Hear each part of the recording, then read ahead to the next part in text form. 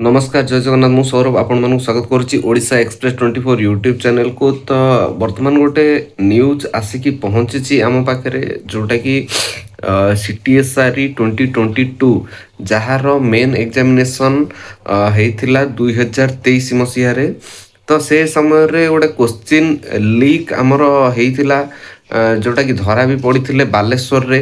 तो यही न्यूज एवं जोटा आसी कि से जी जो मैंने से संपृक्त थिले बा जो मैंने क्वेश्चन लीक कराउतिले तो सी रिसेंटली धरा पड़ी एवं पुलिस तांको बिहार रु धरी। तो यही न्यूज टी जो न्यूज पेपर रे भी आछि मु एठी रखी देछि आपण माने देखि पारुथिबे। तो जी गिरफ होइचंती से होचंती राजमोहन प्रसाद जे कि समस्तीपुर जिला जोटा कि बिहार रे बिलोंग करुची। तो सेठू पुलिस तांको धरिची। तो पुलिस को कहिबा अनुसार जो जगह हमर क्वेश्चन पेपर प्रिंट होची तो सही प्रिंटिंग प्रेस रु ही क्वेश्चन पेपर लीक होची।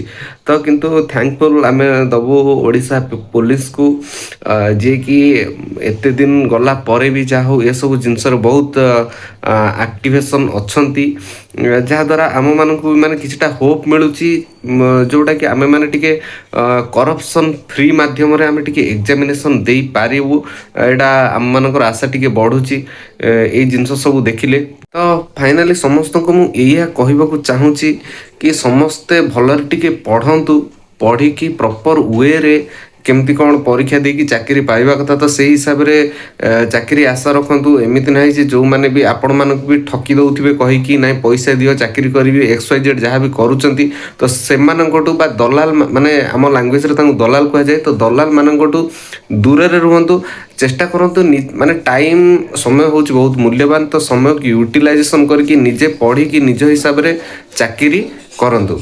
रहिली जय जगन्नाथ।